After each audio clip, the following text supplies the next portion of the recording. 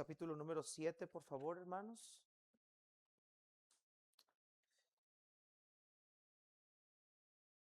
Si usted se dio cuenta y si usted pudo percatar en los himnos que hemos entonado el día de hoy, todos iban girando hacia dos palabras. ¿Hacia dónde, hermanos? Iba girando los himnos que cantamos hoy. Hacia la fe, hermanos. Hacia la fe. Y yo creo, hermanos, que una de las cosas que más se pierde cuando hay problemas, lo primero que lamentablemente perdemos es la fe. Pero a través de este texto, hermanos, seremos animados y confrontados a fortalecer esa parte de nuestra vida que es la fe. Marcos capítulo 7, por favor. Ahí tenga su Biblia abierta.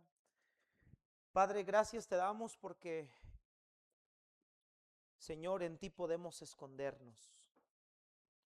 Porque a ti podemos correr, porque a ti podemos acudir.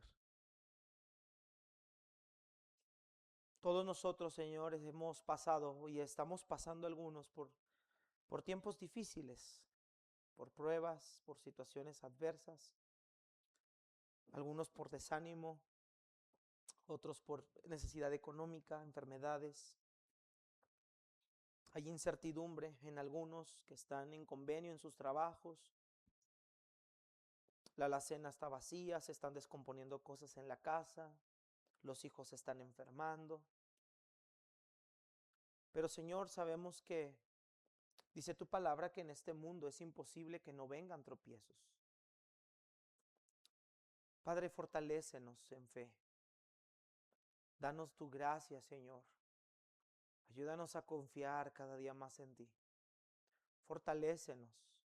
Llénanos cada día de tu preciosa presencia. Señor, ayúdanos a fortalecernos en ti. Y gracias te damos por el privilegio más grande que nosotros tenemos de que ahora somos pueblo tuyo. Y que ahora podemos ir hacia ti en una búsqueda confiada, en una apertura total al trono de gracia. Ahora podemos correr a ti con libertad. Gracias, Señor, te damos por tu gracia. Porque todo lo que somos, lo que tenemos, lo que nos das día a día es por tu gracia. Gracias, Señor, por tu palabra. En el nombre de Jesús. Amén. En el año 1987, una pequeña niña llamada Jessica, de 18 meses de edad, cayó dentro de un pozo angosto en el estado de Texas, y la niña permaneció por 60 horas dentro del pozo estrecho. La noticia corrió por todo el país y todos los noticieros, los periódicos, enfocaban su atención en el incesante trabajo de los rescatistas que por horas y horas y horas estaban trabajando con fuerza, con ímpetu para tratar de sacar a esa pequeña niña de ese lugar oscuro y de ese lugar profundo. Y mientras las cámaras enfocaban a los rescatistas y enfocaban su trabajo y enfocaban toda su atención en cómo ellos trabajaban, una mujer, una periodista, enfocó su atención en el rostro de una madre que estaba llorando por la necesidad de que su hija fuera rescatada. Y en ese enfoque de esa periodista, lo único que ella podía describir era decía ella, una mirada desgarradora en el rostro de la madre. Dice la periodista, yo lo único que podía notar era la impotencia de una madre buscando tratar de sacar a su hija de ese pozo. La impotencia de no poder descender la impotencia de no poder cargar las piedras y sacar y quitarlas de encima para rescatar a su niña, los llantos, los lamentos, la desesperación, el ruego, la súplica que ella le estaba haciendo a los rescatistas porque hicieran algo para que su niña pudiera salir lo más pronto posible. Y no solamente eso, esa niña no solamente tenía 60 horas ahí abajo, no sabían la condición en la que estaba, si había sufrido un fuerte golpe, si estaba dolorida, si estaba pasando hambre, si estaba pasando frío. Lo único que la madre podía pensar una y otra vez era el inminente dolor que su hija sentía a lo largo de esas 60 horas. Y lo único que la mujer que entrevistaba, la mujer que hacía esta escena, describió en una sola palabra lo que esta mujer sentía. Ella dijo, lo único que podemos describir del dolor de esa mujer es que es un dolor completamente insoportable. Un dolor insoportable, una desesperación tan grande. Y mis hermanos, si tan solo nos podemos saber, y si nosotros estuviéramos en esa situación, yo creo que sentiríamos lo mismo. Yo creo que algunas de ustedes, hermanas, estarían gritando con desesperación, llorando con gran dolor, buscando meterse a ese pozo para sacar a esa niña, a ese bebé, a esa hija o ese hijo suyo de ese lugar. Y cuando una mujer está en profundo dolor, una madre está en profundo dolor o un padre, no hay cosa lo suficientemente ridícula o cosa lo suficientemente imposible que uno no intente por hacer algo por el bien de sus hijos.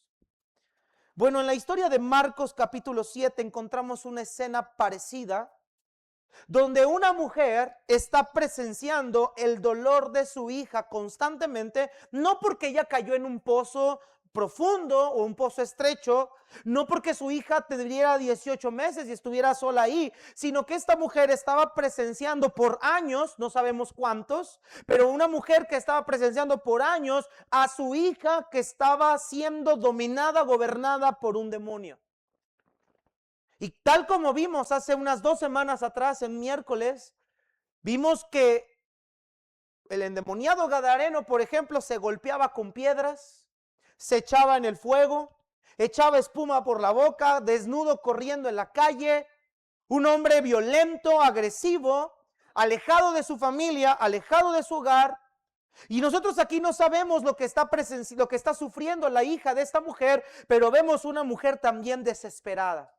Una mujer que está pasando por un profundo dolor y que tiene la necesidad que la madre de esta niña Jessica tenía, la necesidad de que alguien le dé ayuda. Y en esta historia, hermanos, vamos a ver que la respuesta que esta mujer vino a buscar no era lo que ella estaba esperando. No era lo que ella estaba o lo que pensaba que iba a escuchar, pero que esa respuesta la llevaría a fortalecer su fe. Vamos a Marcos, por favor, capítulo 7, versículo 24 al versículo 30, y vamos a encontrar esta historia en este texto en particular. Marcos capítulo 7, versículo 24 al versículo número 30. Dice la palabra del Señor: levantándose de allí, hablando de Jesús, se fue a la región de Tiro y de Sidón, y entrando en una casa, no quiso que nadie lo supiese, pero no pudo esconderse. Porque una mujer cuya hija tenía un espíritu inmundo, luego que oyó de él, vino y se postró a sus pies. La mujer era griega y sirofenicia de nación, y le rogaba que echase fuera de su hija al demonio. Pero Jesús le dijo: deja primero que se sacien los hijos, porque no está bien tomar el pan de los hijos y echarlo a los perrillos. Y respondió ella y le dijo: sí, Señor, pero aún los perrillos debajo de la mesa comen de las migajas de los hijos. Entonces él le dijo: por esta palabra, ve, el demonio ha salido de tu hija. Y cuando llegó ella a su casa, halló que el demonio había salido y a la hija acostada en la cama. No sabemos, hermanos, cuál fue la circunstancia por la cual esta muchacha, esta mujer, está poseída por un demonio. No sabemos la gravedad de su condición. Con el endemoniado gadareno pudimos ver, porque el narrador nos dejaba ver cómo se comportaba y se conducía. Aquí no sabemos, pero algo sí podemos saber. La mujer, la madre de esta muchacha, está completamente desesperada. Ahora, es interesante que cuando el endemoniado gadareno andaba en la calle, la gente no sabía qué era lo que ese hombre tenía. Pensaban que el hombre estaba loco, pero esta mujer sabe que su hija tiene un demonio. Y es interesante ponernos a pensar por qué esta mujer sabe que ella tiene un demonio. ¿Cómo lo pudo deducir? ¿De dónde lo sacó? Y ahorita vamos a dar una opinión más o menos al respecto de esto. Pero vemos esta historia, una mujer que está sufriendo al ver a su hija, la está presenciando, verla que está endemoniada. Y es una situación tan delicada para ella. Ella está tan desesperada, tan urgida de ayuda, de auxilio, que lo único que hace es acercarse a la única fuente de esperanza. Sin embargo, la fuente de esperanza se negó a ayudarla. Es la única ocasión en el Nuevo Testamento donde vamos a encontrar a Jesús negarse. Y en muchas ocasiones, hermanos, vamos a pasar por situaciones de gran desesperación. En muchas situaciones en nuestra vida vamos a pasar por situaciones quizá como esta. No de que a lo mejor nuestros hijos sean endemoniados, pero situaciones en las cuales estemos a punto de perder la cabeza. Situaciones en las cuales sintamos desmayar, sintamos cansancio, situaciones en las cuales estemos en lágrimas constantes, situaciones en las cuales ya no podamos soportar el dolor de la situación, la situación precaria, la enfermedad de un hijo, quizá la pérdida de un esposo, quizá a lo mejor la pérdida del trabajo, la pérdida de la casa, la pérdida de a lo mejor nuestra estabilidad económica o nuestra estabilidad familiar. No sabemos la situación en la cual nosotros nos podamos encontrar, y muchas veces en esa situación vamos a ser tentados a perder nuestra fe. Incluso muchas veces la respuesta de Dios no va a ser lo que estamos esperando. Hoy en día usted estaba aquí orando hace un momento y algunos compartieron peticiones, necesidades, y la mayoría venimos a los cultos de oración y decimos: oren por mí porque tengo una petición especial, y todos venimos con la esperanza de que esa petición especial sea contestada. Pero ¿qué pasa cuando la respuesta no es lo que yo estoy esperando? ¿Qué reacción tengo? ¿Qué actitud tomo? ¿Mi fe verdaderamente es lo que yo creo que es?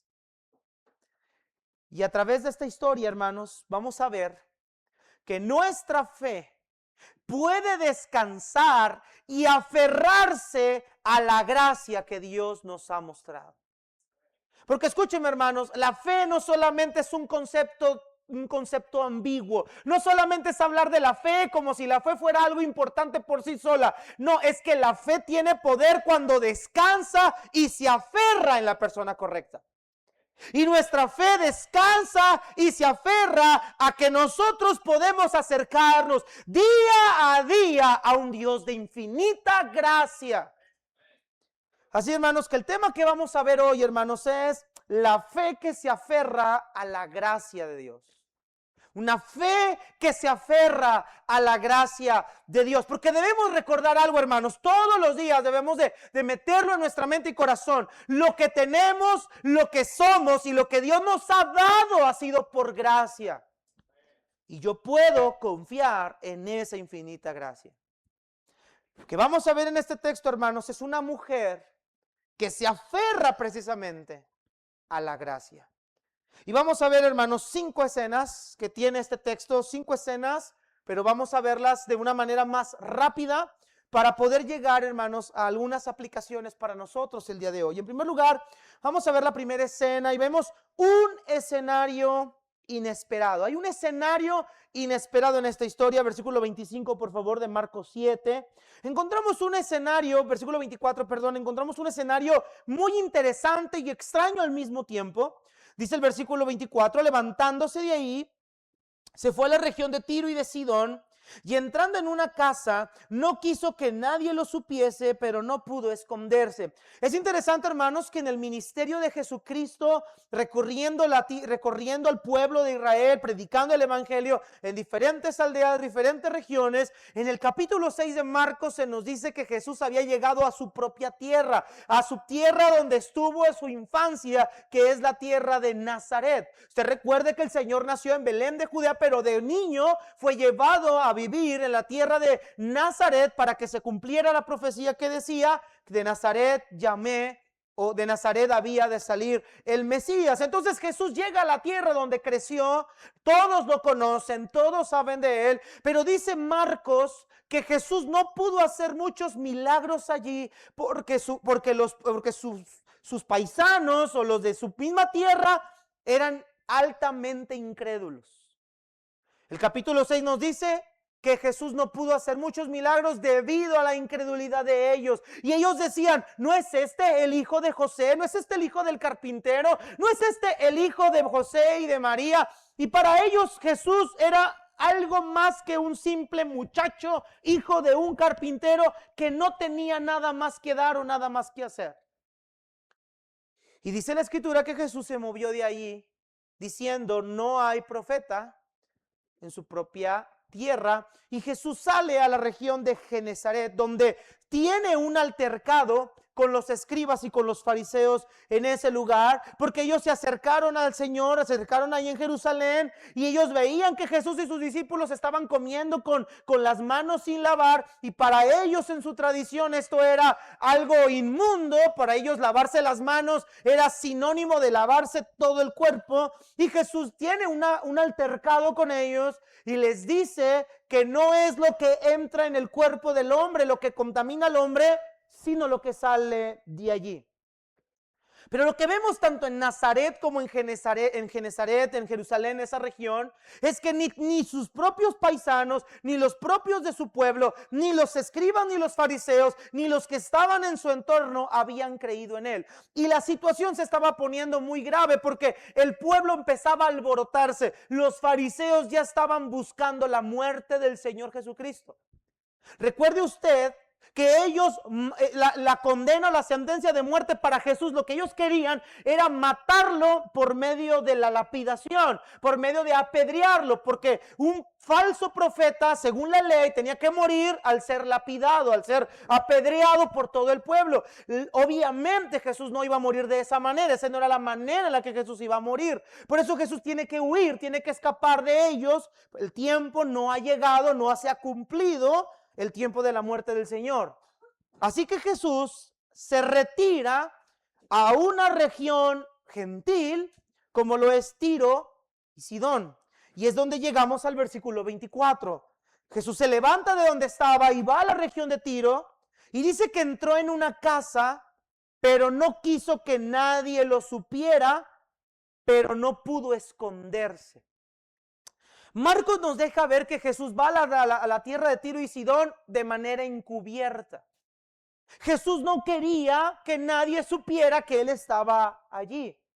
Y va a una región donde probablemente iba a ser difícil que lo encontraran, porque estaba en una tierra gentil, una tierra que ningún judío se hubiera atrevido a llegar a pisar. Sin embargo, hermanos, Jesús no pudo esconderse. ¿Por qué no pudo esconderse? Bueno, porque una mujer con una grande necesidad se iba a dar cuenta que él estaba allí. Y mira, hermanos, qué interesante es que hasta dónde llegó la fama de Jesús, que hasta la región de Tiro y Sidón sabían quién era él. No sabemos de quién era la casa donde Jesús llegó a esconderse. Lo que sí sabemos es que una mujer va a cometer un improperio. Y esto, hermanos, lo vamos a ver en nuestra segunda escena, una apremiante necesidad. Versículos 25 y 26. Porque una mujer, ¿por qué Jesús no pudo esconderse? Nos dice Marcos, porque una mujer cuya hija tenía un espíritu inmundo. Luego que oyó de él, vino y se postró a sus pies. La mujer era griega y sirofenicia de nación y le rogaba que echase fuera de su hija al demonio. Hermanos, no sabemos nosotros por qué esta mujer se entera que Jesús está allí. Pero algo sí podemos ver. Esta mujer, al darse cuenta que Jesús está allí, cometió una imprudencia que en ese tiempo era grandemente condenable. Y es que esta mujer interrumpe en una casa ajena para postrarse a los pies de Jesús y hacerle una petición. Mira, hermanos, la necesidad de esta mujer es tan grande que a ella no le importa cómo se pueda ver ante la sociedad.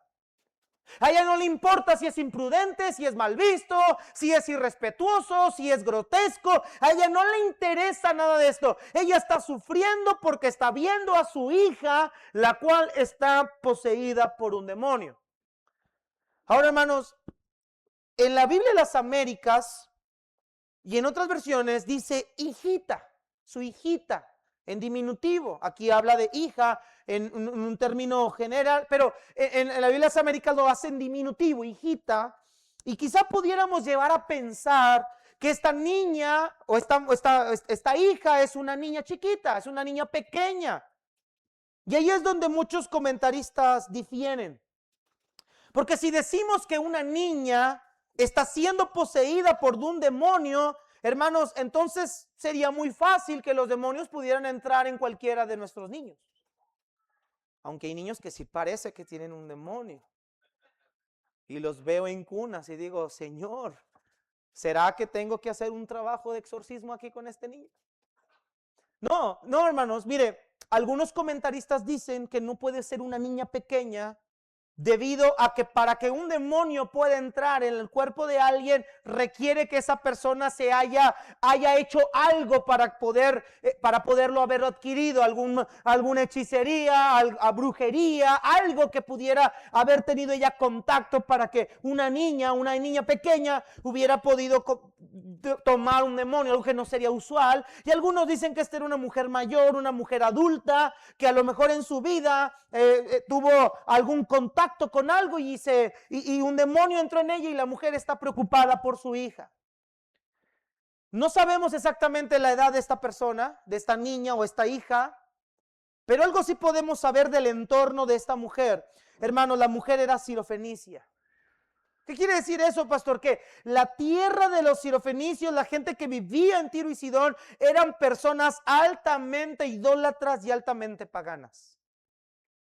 No sabemos si la mujer, la madre, practicó algún tipo de santería, de hechicería, de idolatría que hubiera llevado a que la niña padeciera de un demonio. O no sabemos si la hija era una mujer mayor y ella hubiera tenido prácticas a lo mejor de ocultismo o algo, que ella hubiera tomado algún demonio. Lo que sí sabemos es que la mujer sabe que su hija está endemoniada. Y eso, hermanos, es interesante porque esta mujer sabe cuál es el diagnóstico sin que se lo digan. El punto de esto es que la mujer está sufriendo por ver a su hija. Ahora, la identidad de la mujer es importante. Marcos nos lo enseña, nos dice que era una mujer griega, sirofenicia de nación. Primero, hermanos, aquí desde la perspectiva del judaísmo del siglo I, esta mujer tendría todo en contra. En primer lugar, era una mujer. Y para los judíos, que una mujer llegara a buscar a un hombre, hermanos, eso era algo mal visto. La mujer era considerada en el tiempo antiguo como alguien inferior, alguien sin valor. Y más si la mujer no se identifica como alguien casada, sino como una viuda o una mujer soltera, madre soltera, lo cual haría peor la situación. En segundo lugar, nos describe que era una mujer gentil, sirofenicia, que era, hermanos, lo que la identificaba como de esa región, que era la ciudad de Fenicia en Siria, que había sido tomada por el general Pompeyo en el 65 a.C. Una mujer descendiente de los cananeos. Si usted va a Mateo 15, dice que era una mujer cananea. En Marcos dice que era sirofenicia. Ella era un descendiente de los cananeos, de los enemigos de Israel, los enemigos del pueblo de Dios, una nación pagana. Y que, por cierto, la nacionalidad de esta mujer es la misma nacionalidad de Jezabel, la esposa de Acán. Una mujer perversa, idólatra y pagana. Número 3, el lugar donde ella vivía era un lugar lleno de idolatría, adoradora de ídolos, donde adoraban a una diosa de la fertilidad llamada Astarot, que la vemos en el Antiguo Testamento. Entonces, esta mujer tenía todo en contra. Era mujer, gentil, de una tierra pagana y probablemente a lo mejor una practicante del paganismo, y su hija ahora estaba endemoniada.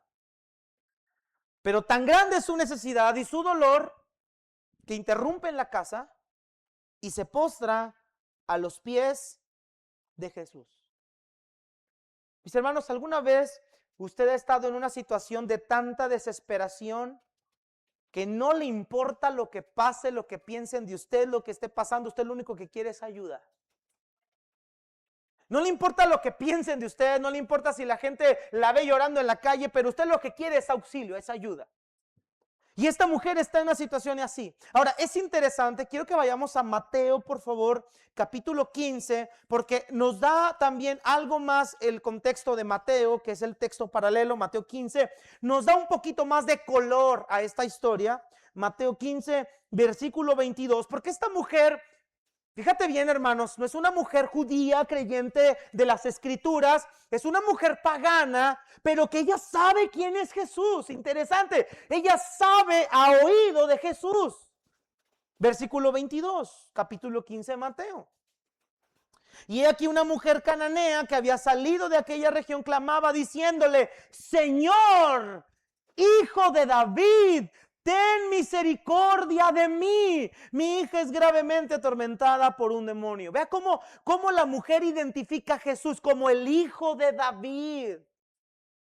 Hermanos, ese no es un término cualquiera. Ella identifica a Jesús como el ungido de Dios, como del linaje del rey David. Ella está identificando a Cristo como el Mesías.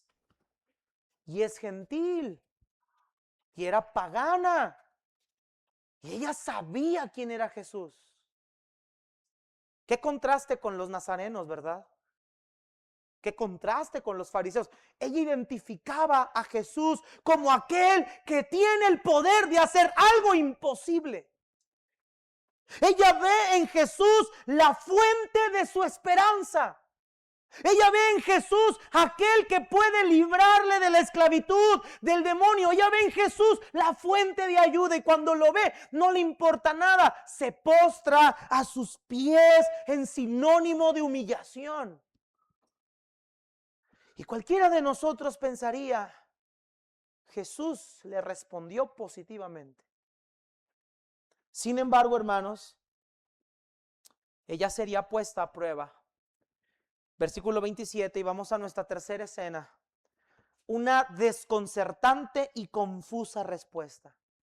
Una desconcertante y confusa respuesta. Versículo 27. Pero Jesús le dijo: deja primero que se sacien los hijos, porque no está bien tomar el pan de los hijos y echarlo a los perrillos. ¿Qué respuesta? Quizá porque nosotros, nuestra cultura es diferente, decimos: no, la verdad no entiendo esto. Lo que Jesús le está diciendo a ella es una analogía con un tinte de menosprecio, pareciera ser. Deja primero que los hijos, perdón, dice: no está bien que tú tomes de la comida de los hijos, tomar la comida de los hijos y echársela a los perrillos. Vea la identificación con lo que él está haciendo esto. Ahora, hermanos, Marcos nos dice hasta aquí, pero Mateo le da más color y hace más fuerte esta escena. Mateo 15, por favor, ahí mismo 15. Quiero que veas la escena en Mateo 15, por favor, versículo número 23. Déjame tratar de ilustrarte la escena, porque en Mateo nos presenta la escena de una manera súper interesante, complementándola con Marcos. Vimos que Jesús estaba en una casa. Ella entró a la casa y se postró a sus pies, ¿verdad que sí? Vea Mateo 15, 23, por favor. Pero dice versículo 22, bueno, vemos aquí el clamor de la mujer, 23, pero Jesús no le respondió palabra. ¿Sí ve eso, hermanos? La mujer entró a Jesús pidiéndole a Jesús ayuda y Jesús no dijo nada. No dijo sí, no dijo no, no dijo nada. Versículo número, siga leyendo. Entonces acercándose sus discípulos le rogaron diciendo, despídela pues da voces tras nosotros. Esta escena nos muestra que ella entró a la casa con Jesús, Jesús no respondió nada, salió de la casa, empezó a caminar y la mujer venía detrás de Jesús gritándole, Señor, ten misericordia de mí. Y Jesús no respondía nada. Ella iba persiguiendo a Jesús por el camino. Y los discípulos dijeron, Señor, ya cállala, haz algo. Respóndele. Dile algo. Ya nos estresó, ya nos cansó. Quizá ellos se sentían avergonzados por ella. Quizá ellos se sentían abrumados por sus gritos. Pero Jesús no respondió nada. Entró a la casa, se postró, él no dijo nada. Salió de la casa, fue y ella los venía siguiendo. Y Jesús no decía nada. ¿Cuántos de nosotros ya nos hubiéramos desanimado y rendido? ¿Cuántos de nosotros no hubiéramos dicho, es un fraude? Estamos tan acostumbrados, mal influenciados, mal informados, que pensamos que Jesús tiene que hacer lo que yo le diga, cuando yo lo diga, en el tiempo que yo diga. Y no se nos olvida una cosa, hermano. Él es soberano. Él es soberano. Él no se amolda a tus planes, Él se amolda a su plan. Jesús tenía un plan. Un plan que la mujer entendía y que los discípulos no. Miren ahí mismo en Mateo, versículo 23. Entonces ella vino, se postró ante él diciendo, Señor, socórreme. Mira, lo alcanzó diciéndole, Señor, socórreme. Pero antes de eso, mira el versículo 22. Entonces acercándose sus discípulos le rogaron diciendo, despídela, pues da voces tras nosotros. Mira el versículo 24. Él respondiendo dijo, no soy enviado sino a las ovejas perdidas de la casa de Israel. Vea que Jesús le dice eso a sus discípulos. Señor, respóndele a ella, dile que sí, atiéndela por favor, o despídela, pero haz algo. Y Jesús le dice, no tengo por qué responderle. Mi misión no es atenderla a ella, mi misión es atender a los hijos de Israel. Ella no es prioridad ahorita. ¿Cuántos de nosotros ya nos hubiéramos desanimado? Hermanos, pero Dios tiene un plan que aunque nosotros no lo entendamos en su sabiduría y soberanía y providencia, tiene un plan que aunque no entendamos hoy, lo podemos entender después. Pero Jesús venía a lo suyo y los suyos no le recibieron. En Mateo 10, 5 al 6, no vamos a ir por tiempo, Jesús comisiona a los 70 y les dice, vayan a proclamar el evangelio, pero no vayan al camino de los gentiles. Vayan primero a la casa de Israel. ¿Cuándo se abriría el camino a los gentiles? Cuando Jesús murió y resucitó. Entonces Jesús les dijo, ir por todo el mundo y predicar el evangelio a toda criatura. Previo antes de eso, no era la misión los gentiles aún. Después Jesús diría en el famoso texto de Hechos 1:8, pero recibiréis poder cuando haya venido el Espíritu Santo y entonces me serán testigos, comenzando desde Jerusalén, Judea, Samaria y hasta lo último de la tierra. Y enos aquí ahora por la gracia de Dios. Pero en ese momento Cristo dice, este no es el plan. Mi plan es la casa de Israel. La mujer va y se postra a sus pies. Imagínate la escena, el ruego, el clamor de esta mujer. Jesús voltea y la ve y vemos el texto en Marcos. No está bien tomar la comida de los hijos y echarla a los perrillos. El término, decirle a un gentil perro era una ofensa y al mismo tiempo era un menosprecio. Los judíos utilizaban el término perros para referirse a los gentiles.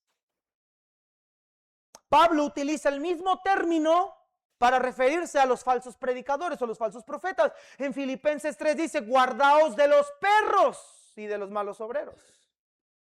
Era un término de ser despectivo, de verlos como algo inmundo, porque los perros salvajes eran tenidos como algo inmundo.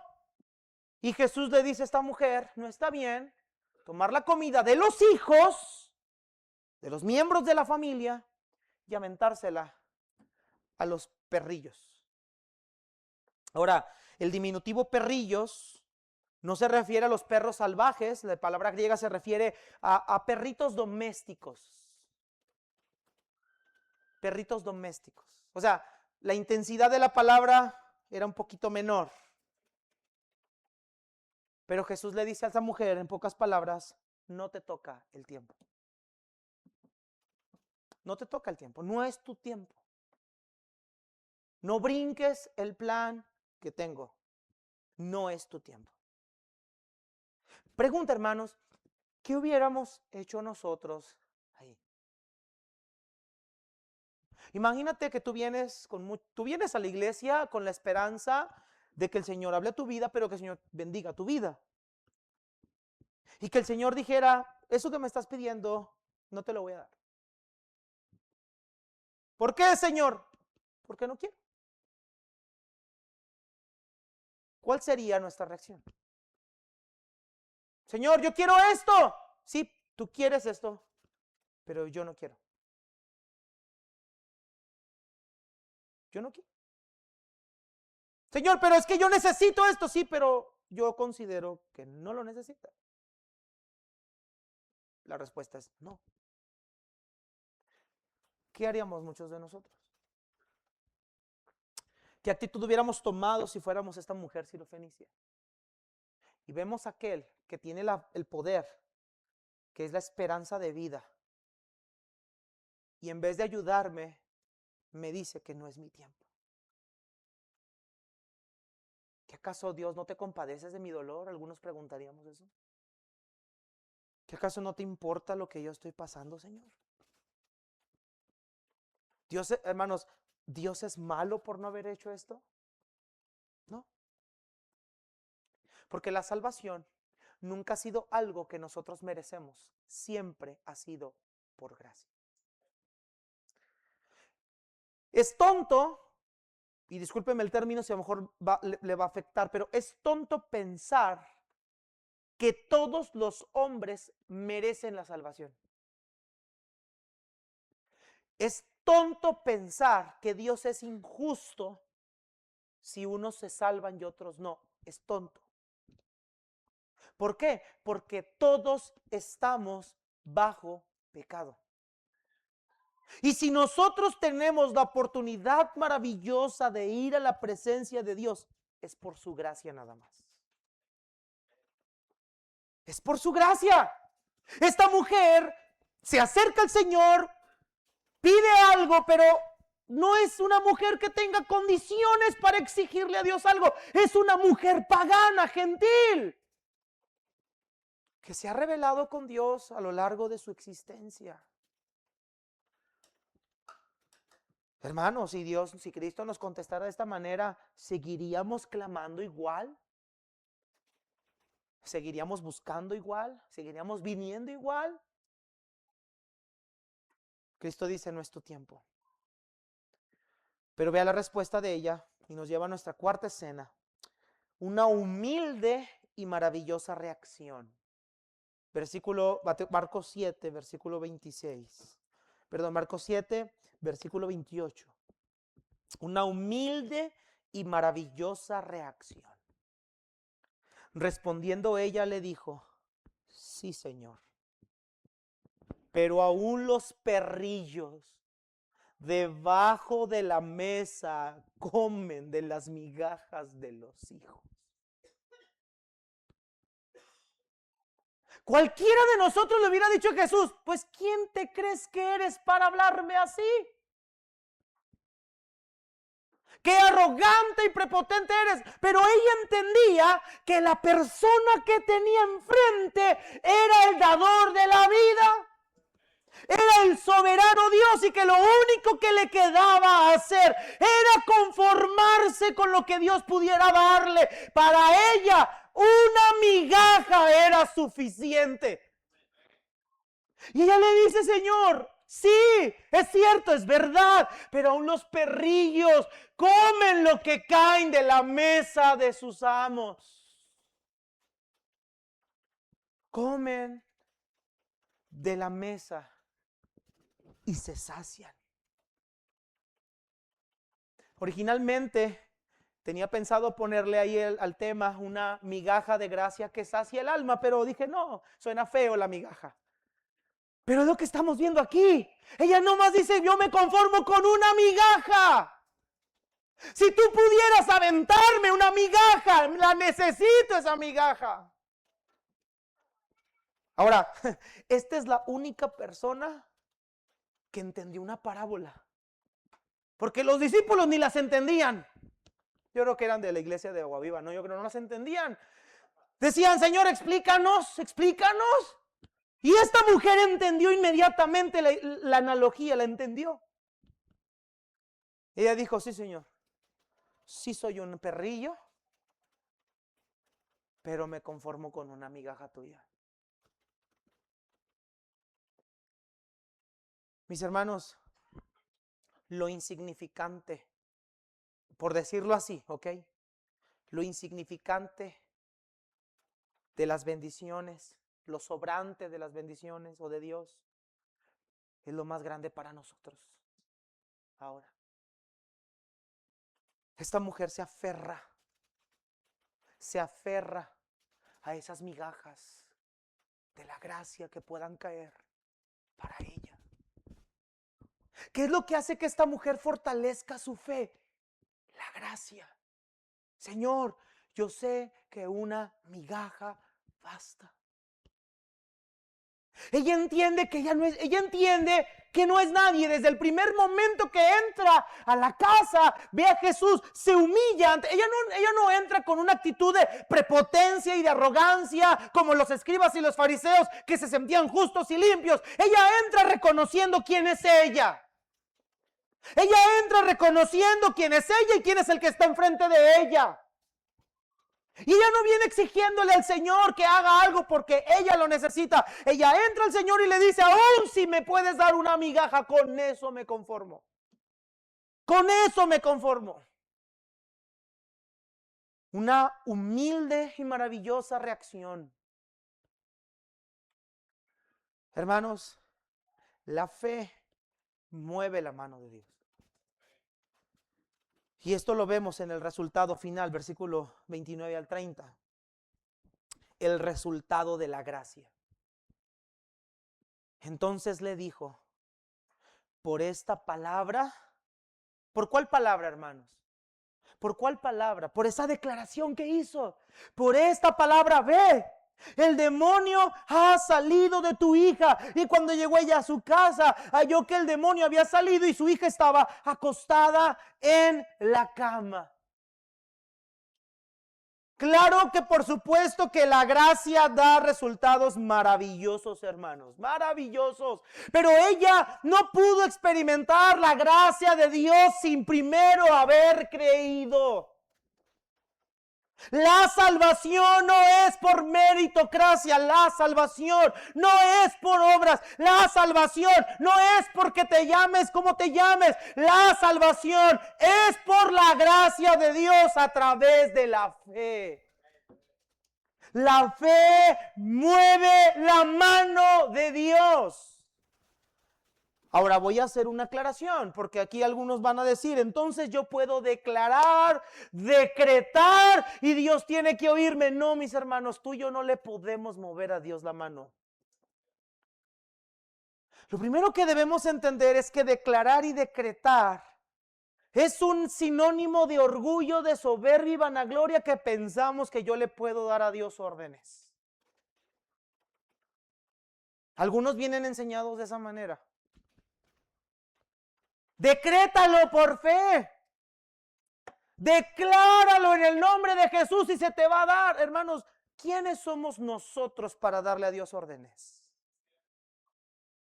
¿Quién eres tú y quién soy yo para decirle a Dios, decreto, declaro que lo tienes que hacer? ¿Cuánta gente no vive engañada, decepcionada, desilusionada? Porque les enseñaron, mira, decrétalo, pacta con Dios, haz esto con Dios y vas a ver que Dios te va a contestar, y Dios no le responde nunca. Y la gente se decepciona. Es que yo creí en un Dios que no existe y por eso soy ateo. No, mis hermanos, es que nadie puede moverle la mano a Dios. Él es soberano y tú y yo somos criaturas insignificantes. Tú y yo somos perrillos debajo de la mesa del rey. ¿Sí entendimos, hermanos? Otro error de la fe. Pensar que ayunar, velar, congregarme con fidelidad va a hacer que Dios me tenga que contestar. Ese también es un error y un mal concepto de la fe. ¿Quieres tener esto? ¿Quieres que Dios cambie a tu marido? ¿Quieres que Dios sane a tu hijo? Ve, ayuna y ora y vas a ver que Dios te va a responder. Suena bien, pero no es así. El ayuno nunca ha tenido como propósito que Dios haga lo que yo quiero. El ayuno nunca ha tenido como propósito que si yo ayuno, Dios me tiene que contestar lo que yo quiero a fuerza. Conocí un pastor que pasaba por un lugar y decía, por la fe yo voy a tener ese terreno y Dios me lo va a dar por la fe y voy a orar para que Dios me dé ese terreno. Yo todos los benditos días paso por la Anaheim, ahí donde era ley antes, y yo voy y decreto, esto va a ser mío. No, hermanos, es que yo no puedo saber cuál sea la voluntad de Dios. Yo puedo querer una cosa con todo mi corazón, pero no quiere decir que porque yo creo. Ahora, yo creo que Dios me la puede dar si Él quiere. Pero de ahí a asegurar, Dios me lo va a dar. Vas a ver que Dios me lo va a dar. Hermanos, es atentar contra la soberanía de Dios. Ni el mismo Hijo de Dios que descendió del cielo, que tuvo comunión con el Padre desde el principio, se atrevió a decir eso. Al contrario, Él dijo, Padre, si es posible, pase de mí esta copa, pero no se haga lo que yo quiero, hágase tu voluntad. Ni el mismo Hijo de Dios se atrevió a hacer eso. Ni el mismo Hijo de Dios. No velamos, no ayunamos, no oramos para torcerle la mano a Dios. Oramos, velamos y ayunamos para aceptar la voluntad de Dios. Sea cual sea. Sea cual sea, la voy a aceptar. Sea cual sea, voy a estar contento con su respuesta. Sea cual sea. Alguien un día me dijo, entonces, ¿para qué oramos? Si al cabo Dios va a hacer lo que Él quiera. Es que por ese problema, pensamos que la oración es hacer que Dios haga lo que yo quiera. Eso es un mal concepto de la oración y de la fe. Otro error de la fe es pensar que la fe es un concepto subjetivo. Hace unos meses atrás, estaba en el hospital visitando a una persona y se acercó el médico con una familia que estaba allí a un ladito de nosotros y le dijo a la señora que estaba ahí con su enfermo, señora, lamentablemente médicamente ya no hay nada que podamos hacer. ¿Usted es creyente en algo? Y la persona dijo, sí soy creyente. ¿En qué cree usted? Pues creo en Diosito y creo en mi Virgencita de Guadalupe. Bueno, si usted tiene fe, pues empléela porque esto ya es fe.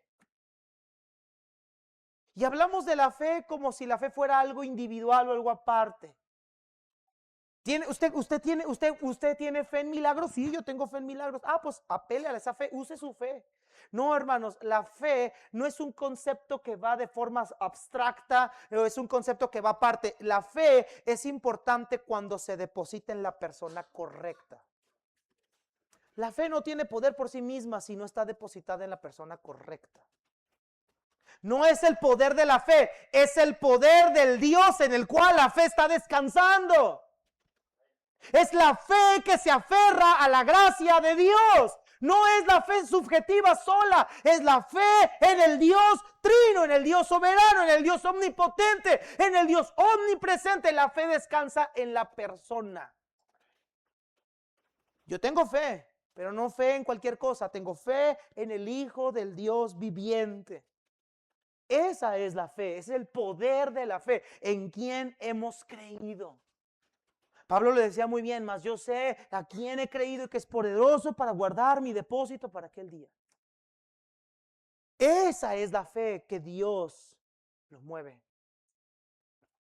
que Dios se impacta.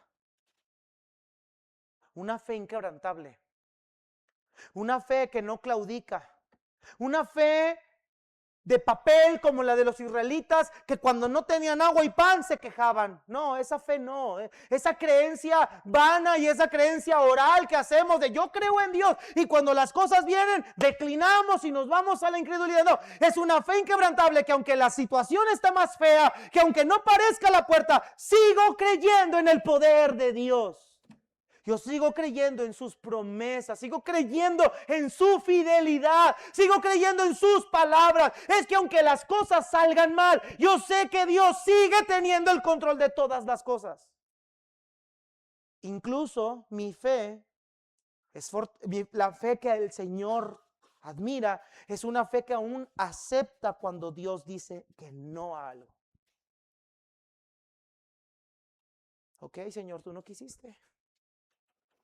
Gloria sea tu nombre porque no quisiste.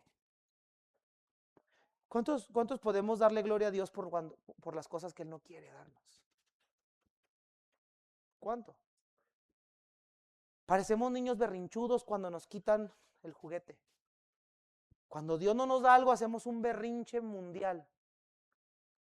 Y empezamos y ahora con la nueva implementación de las tecnologías, yo pensé haber creído en lo correcto, pero me equivoqué. He estado desanimadísimo.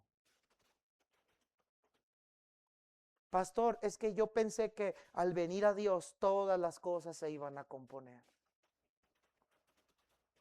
No, mis hermanos, nuestra fe no debe estar en las circunstancias, sino en el Dios que controla las circunstancias. Vemos la respuesta de la fe.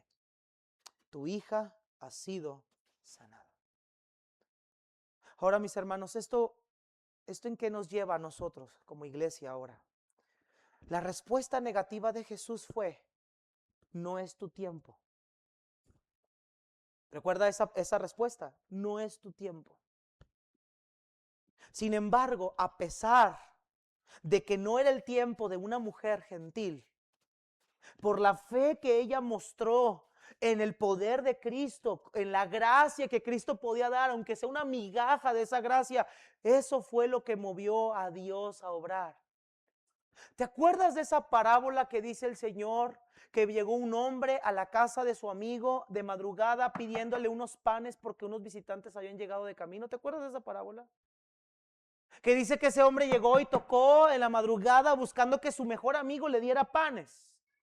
Y que él dice que salió su amigo y le dijo, amigo, no puedo darte panes, mis hijos ya están durmiendo en cama, ya está todo listo, eres inoportuno, vuelve después. Y que el amigo estuvo ahí insistiendo, importunándole. Y Cristo dijo, este hombre salió y le dio panes, no por ser su amigo, sino por su importunidad, le da los panes. Y más adelante en esa historia Jesucristo nos dice, ¿qué padre es aquel que si su hijo le pide pan, le dará una piedra? O si su hijo le pide un pescado, le dará una serpiente? Y si ustedes que son malos le saben dar buenas dádivas a sus hijos, ¿cuánto más vuestro Padre Celestial no nos dará aquellas buenas cosas que le pidamos? ¿Qué tiene que ver esta historia con nosotros? Hermanos, que ahora que nosotros ya somos pueblo de Dios, podemos llegar al Padre pidiendo cualquier necesidad y Él nos va a escuchar. No tenga usted ni la menor duda de que el Señor nos va a escuchar, sea cual sea nuestra necesidad, porque ahora nosotros no rumiamos migajas, ahora nosotros estamos sentados a la mesa como hijos. Mire Efesios 2, hermanos. Efesios 2. Efesios capítulo número 2, versículo número 11 al 13.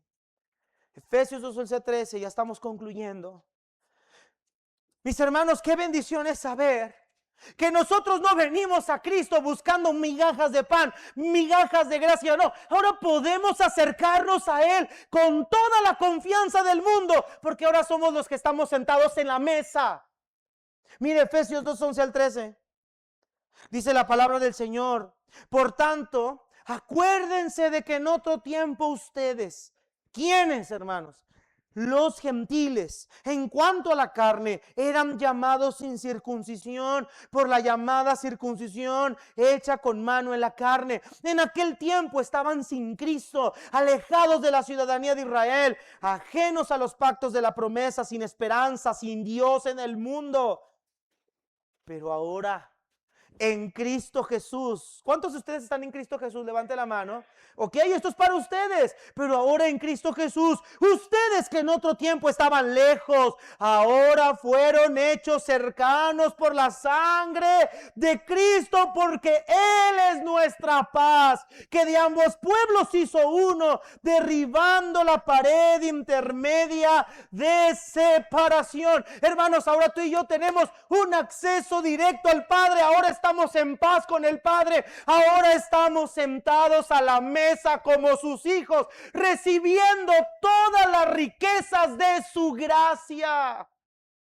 Todas y cada una de las riquezas de su gracia. Por eso ahora tú y yo podemos venir con una fe inquebrantable, porque tenemos un Padre que se preocupa por nosotros antes de que yo le pida mis necesidades. Él ya las sabe. Él ya la sabe.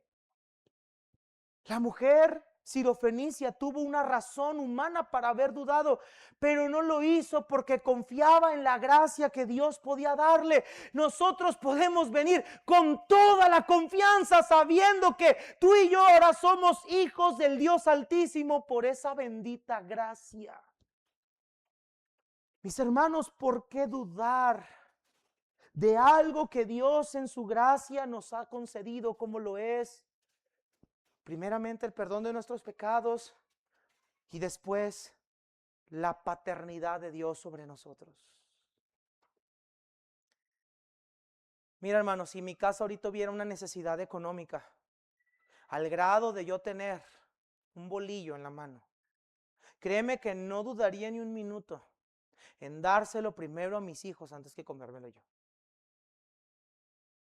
Y si yo, siendo malo, puedo hacer eso, cuanto más Él se preocupa por nosotros. Por eso Cristo nos dice: no se afanen por el mañana, qué habréis de comer, qué habéis de beber, ni por el vestido se afanen, porque vuestro Padre sabe de qué cosas tiene necesidad antes de que ustedes le pidan. Hermano amado, escúchame, hermana, aférrate a esa gracia. Tu fe debe de estar puesta en esa gracia. Mira, hoy todos comieron, ¿verdad que sí? Y algunos bastante. Hoy todos tenemos la esperanza de que vamos a ir al cielo, ¿verdad que sí? Hoy todos estamos aquí escuchando la palabra de Dios. Hoy todos hemos orado, hemos llevado nuestras necesidades al Señor. ¿Y sabes qué es todo eso que estamos mencionando ahorita? Gracia, porque ninguna de esas cosas tú te las merecías. Tú y yo lo único que merecemos es la muerte, la pobreza, el infierno, la condenación, el lloro y el crujir de dientes. Eso es lo que tú mereces, eso es lo que yo merezco. ¿Y sabes qué? Tenemos un banquete de gracia todos los días.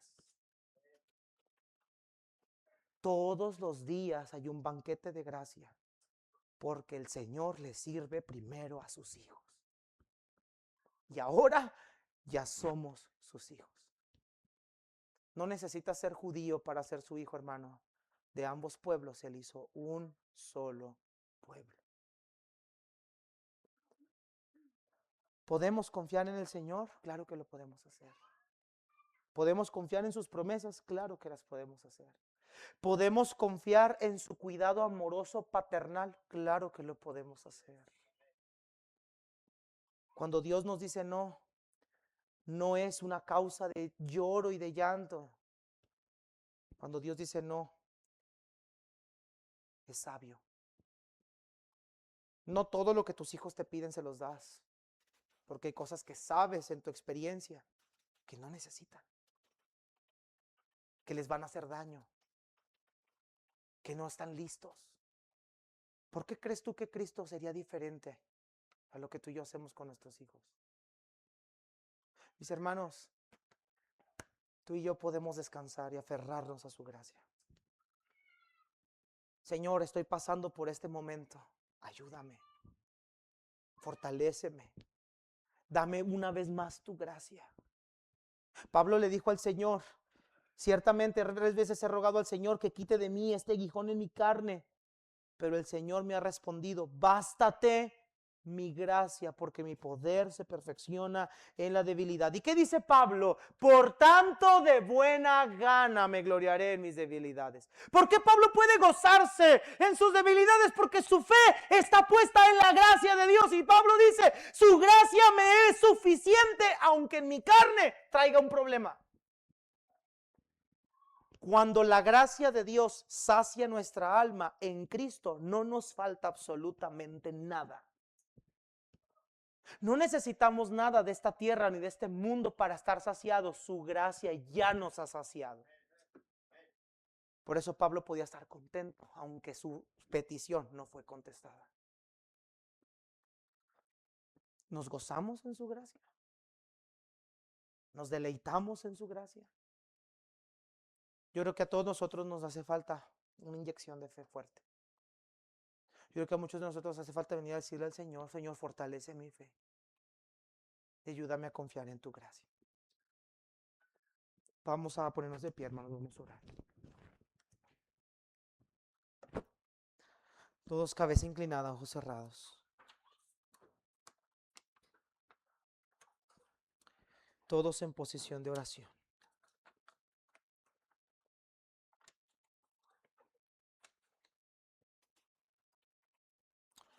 Yo no sé cuál sea la situación que usted hoy esté viviendo, pero lo único que sí le puedo decir es que la gracia de Dios siempre será suficiente. Quizá ahorita tú estás con una necesidad muy grande. Quizá ahorita tú estás pasando un tiempo difícil. Quizá tú tienes una petición en tu corazón que te gustaría que Dios contestara. Pero mi hermano, mi hermana, confía en su gracia. Confía en su soberana voluntad. Tú y yo ahora estamos sentados a la mesa. Tú y yo ahora podemos disfrutar de su preciosa presencia. Tú y yo ahora podemos acudir con confianza al Padre. Muchas veces nuestra fe va a ser probada también. Muchas veces Dios va a probar nuestra fe. Muchas veces Dios nos va a probar para saber qué clase de fe hemos tenido. Hermanos, la fe no solamente se fortalece cuando las cosas van bien, la fe se fortalece cuando las cosas no van bien. Cuando no hemos tenido lo que hemos pedido. A veces nos enojamos por lo que Dios no nos ha querido dar, pero has olvidado todo lo que Dios ya te ha dado. Tu salvación es lo más importante que Él te ha dado. Nos centramos tanto y hacemos un berrinche por lo que Dios no nos ha dado, que tanto queremos, cuando hemos olvidado la maravillosa gracia que nos ha regalado a través de Cristo Jesús. Con el simple hecho de poderte acercar con confianza a orar, es una obra de gracia. Tú y yo estábamos muertos en delitos y pecados, y Él en su gracia nos dio vida. Nos dio vida. Clama a Él ahí, pídele a Dios, fortalece mi fe. He dudado, Señor, de ti, perdóname porque he dudado. Perdóname porque he renegado de ti, perdóname, Señor, porque he sido incrédulo, he sido incrédula. Pero ayúdame a confiar en tu gracia, que tú me darás lo que necesito en el momento justo. Quizá no lo veo hoy, quizá hoy dudo, quizá hoy estoy viendo las cosas muy lejos. Pero cuando llegue el momento exacto, hermano, créeme, Dios te va a dar más gracia. Quizá ahorita estás pasando por una necesidad económica. Tú confía en Dios. Tú haz lo tuyo, sigue trabajando, sigue tratando. Cuida tus finanzas, sé un buen administrador, pero confía en su gracia. Créeme, hermanos, Dios provee. Él sana, Él perdona, Él restaura, Él transforma vidas. Confía en su gracia. Confía en su gracia. Aférrate a su gracia. Aférrate a su gracia. Que tu fe se fortalezca en su gracia. Su poder se perfecciona en tu debilidad. Recuerda eso. Y pon en tu mente las palabras que Cristo dijo a Pablo: bástate mi gracia. Eso es lo que necesitamos en esta vida, su gracia. Lo demás es intrascendente. Su gracia es lo más importante. Gracias, Padre, por tu palabra, por darnos una inyección de fe.